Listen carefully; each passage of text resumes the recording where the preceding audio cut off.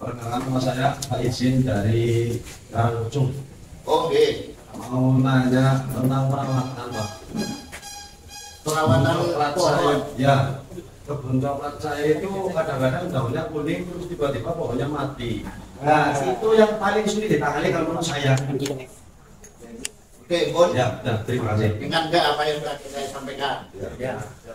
Daunnya kuning, gugur, pohonnya mati, berarti yang terserang itu akar.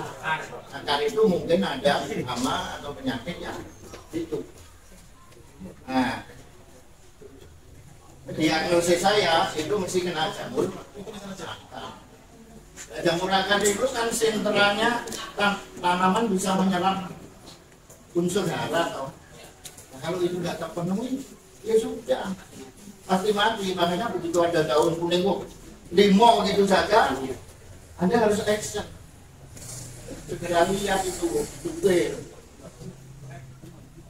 korek kayak korek kuping itu.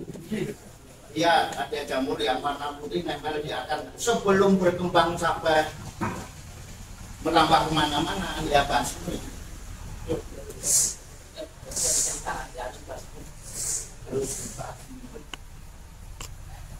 bagian akar yang tidak tertulang seperti bahkan membiarkan akar itu habis. Ya kalau itu sudah ya sudah mati seperti orang terkena tangkap kan diisolasi akarnya itu sampai dia lemah lalu mati kan. Dan makan biji coklat itu bisa itu menggerogoti sel kanker. Tapi jangan bilang obat. Kalau produkannya disuruh padahal makan nanti di stop sama BPOM. Sebut saja ini bisa ampuh untuk bermanfaat untuk kesehatan sel. Itu itu trik, nanti kita jelaskan lebih detail. Ini kan baru pendahuluan. Nanti habis makan siang itu makannya lebih berat. Nah biasanya kalau habis makan siang itu ngantuk, itu penyakit lerak lagi. Nah supaya nggak ngantuk apa? Nah nanti ada nah itulah kebanggaan Anda jadi pemain utama produksi kopi. Jadi penjaringan itu bukan kaleng-kaleng, kurang kuat, sangat kuat. Anda lupa merawat kebun saja produksinya turun, industri sudah teriak. Apalagi kalau Anda boikot. Penyakit ini tercermin pada produktivitas kawan nggak tahu tadi itu biro sekarang dia Mbak Uwi itu Anda baca di situ produksinya sekarang yang tadi deh bawahnya. Nah produktivitas itu cuma 650 kilo per hektar per tahun kan sangat kurang rendah banget. Itu ciri-ciri orang miskin itu. Sementara di bisnis itu Anda tidak boleh saya orang miskin, tidak boleh saya orang kaya. Kalau ditanya kalau ukurnya apa, produksi kakao saya per hektar nanti bisa 2 ton. Salah satu ciri usaha berkembang itu bahwa dari peningkatan aset. Kalau semula saya punya 1 hektar, 5 tahun kemudian 5 hektar. Produksinya sekarang 650 kilo per hektar per tahun, 5 tahun yang akan datang top menjadi 2 ton atau 2,5. Maka pemilihan bahan tanam unggul itu menjadi sangat penting. Oke? Jangan Anda menanam tanaman yang tidak jelas asal usulnya. Ruginya baru terlihat 5 tahun kemudian. Maka ini bahan tanam sini.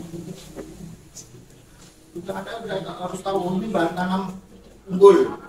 Apa kalau umurnya produksi? minimal yo 2,5 ton lah per hektar per tahun. Makanya awal sebelum nanti pembenihan itu cari bahan tanam yang jelas asal usulnya. Histori risetnya jelas. Lalu kalau sudah Anda tanam di kebun Anda bisa melakukan pemuliaan sendiri. Oh, dari 1.000 pohon ini berarti ada satu pohon yang jempolan. Buahnya besar, bijinya besar dan banyak. Terus waktu dibenihkan itu juga bagus, jatuh. Nah itu nanti terus Anda pakai sebagai indukan.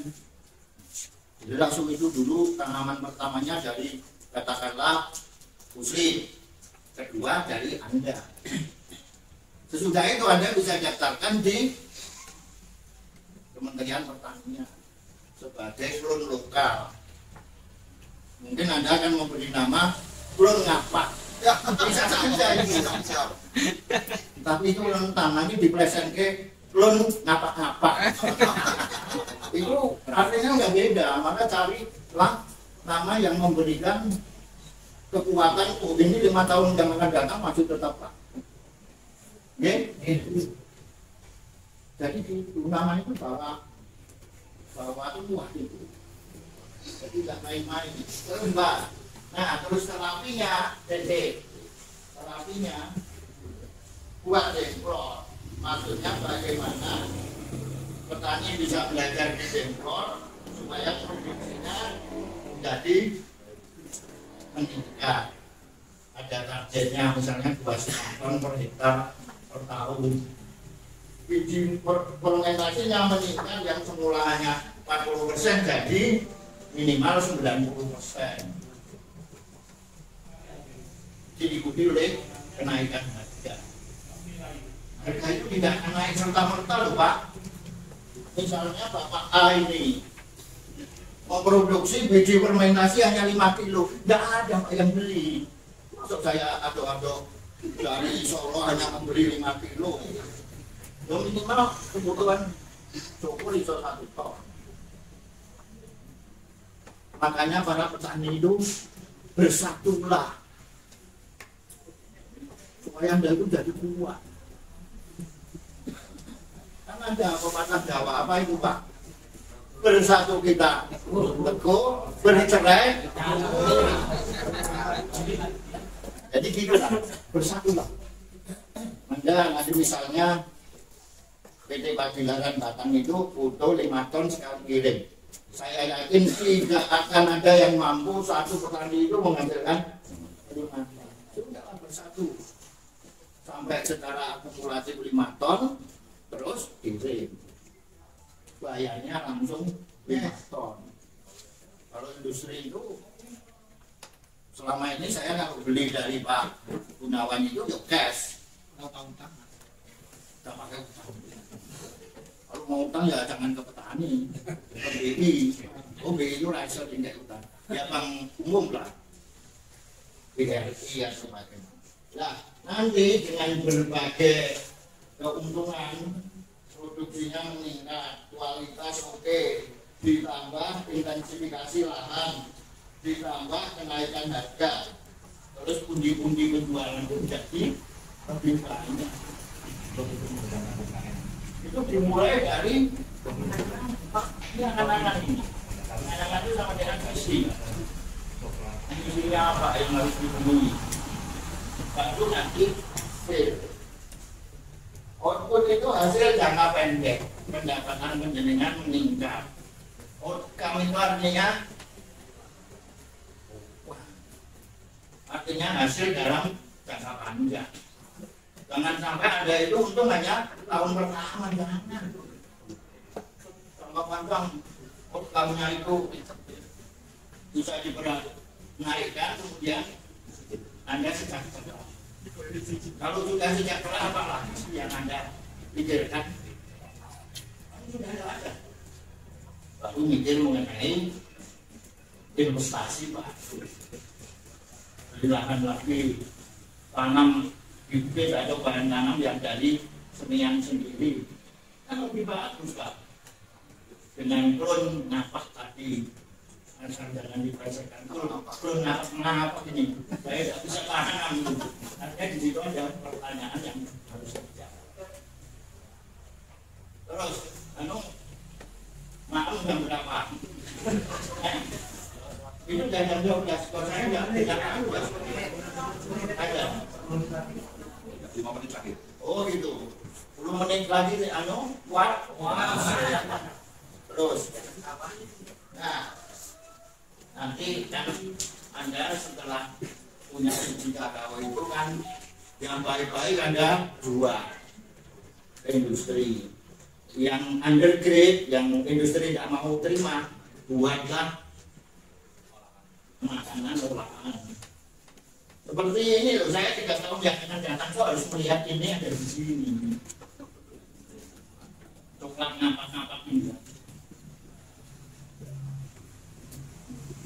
Anda harus bisa. Itu disebut kalau supaya hasil setor ke Batam, kita daulah sendiri. Hasil olahan Anda itu nanti Anda jual ke masyarakat sekitar ini dulu, biar menambah gizi. Anak-anak dijadikan kalau sering makan coklat itu. Kenapa orang Eropa itu cerdas, orang Jepang cerdas itu ya? Karena konsumsi makan ini itu tinggi. Orang Jerman misalnya, makan ini itu sudah 10 kilo per orang per tahun. Terus dengan yang banyak kecil ini, baru masak coklat itu 400 gram. Padahal Anda itu menghasil biji kakao, bukan hanya